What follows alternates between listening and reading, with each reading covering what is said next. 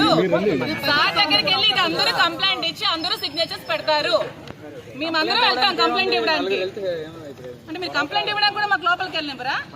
Home మినిస్టర్లు, సీఎంలు, Chandrababu Naidu deputy CM social media complaint ఇవ్వండి, మేము యాక్షన్ తీసుకుంటామంటే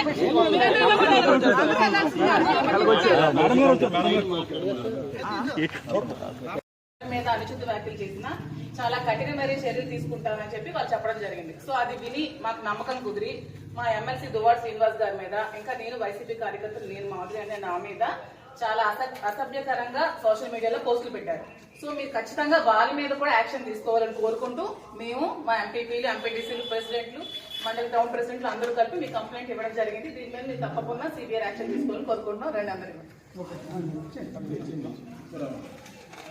దానికి సంబంధించిన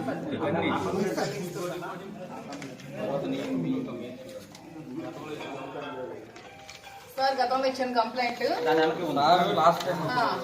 సార్ మీకు కంప్లైంట్ చేసి స్టేషన్ కి వచ్చి ఆల్మోస్ట్ అవుతుంది.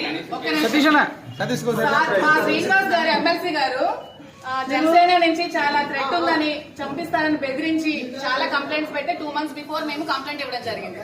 దాని మీద ఎటువంటి యాక్షన్ కానీ ఎఫ్ఐఆర్ కానీ ఫైల్ చేయలేదు.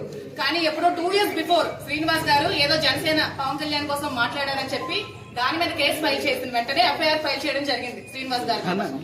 మేము ఇచ్చిన దాని మీద మాత్రం ఇంతవరకు ఎటువంటి రెస్పాన్స్ కూడా లేదండి. అతను ఒక ఎమ్మెల్సీ. సో మాకు ఇంతవరకు మాకు కట్టే మాకు రావాలి కదండి, కేసు అయితే కాపీ ఇవ్వాలి కదండి, మాకు కాపీ ఇవ్వాలి కదా.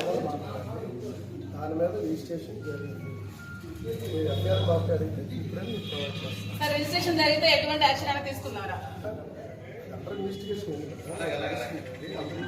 మీకు ఎవిడెన్స్ ఇచ్చారు కదండి.